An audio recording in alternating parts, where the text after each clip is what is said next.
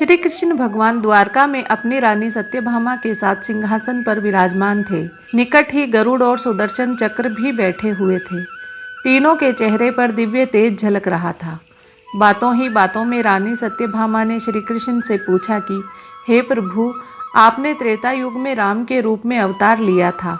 सीता आपकी पत्नी थी, क्या वे मुझसे भी ज़्यादा सुंदर थी? द्वारकाधीश समझ गए कि सत्यभामा को अपने रूप का अभिमान हो गया है। तभी गरुड़ ने कहा कि भगवान, क्या दुनिया में मुझसे भी ज़्यादा तेज गति से कोई उड़ सकता है? इधर सुदर्शन चक्र से भी रहा नहीं गया और वे भी कह उठे कि भगवान, मैंने बड़े बड़े युद्धों में आपको विजयश्री दिलवाई है, क्या संसार में मुझसे भी शक्तिशाली कोई है? भगवान मन ही मन मुस्कुरा रहे थे।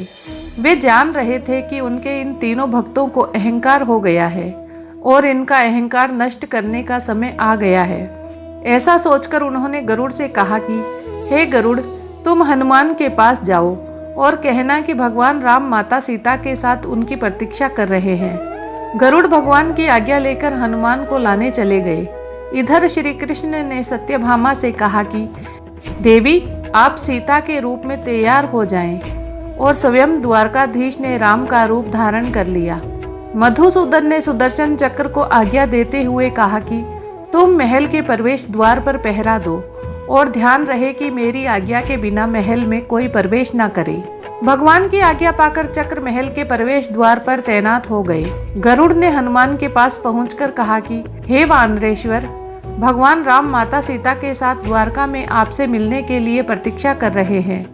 आप मेरे साथ चले, मैं आपको अपनी पीठ पर बैठाकर शीघ्र ही वहां ले जाऊंगा।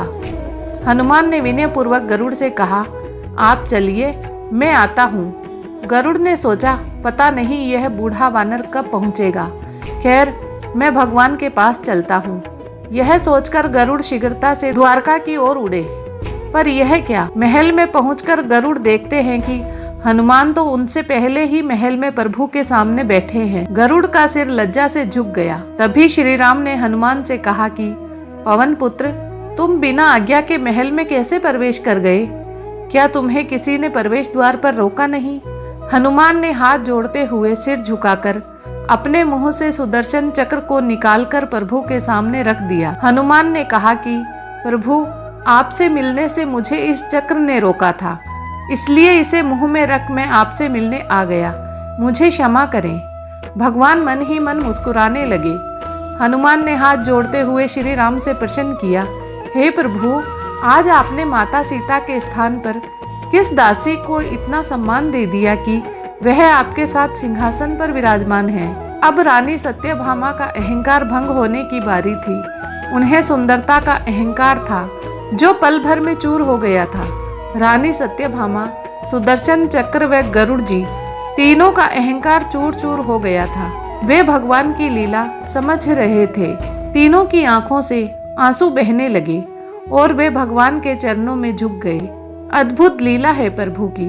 अपने भक्तों के अहंकार को अपने भक्त द्वारा ही दूर किया उन्होंने। जीवन में कभी भी अहंकार नहीं करना चाहिए। जरूरी नहीं है कि आज जो आपके पास है वह कल भी होगा। आपके अंदर जरा सा भी अगर अहंकार आने लगे तो स्वयं ठाकुर जी हमसे दूर हो जाते हैं। ठाकुर जी को निस्वार्थ भक्तों की ही जरूरत है, अहंकारी की नहीं।